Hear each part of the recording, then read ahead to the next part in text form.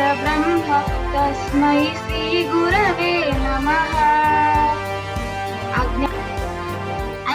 I feel very good to be a teacher on this day. Thank you.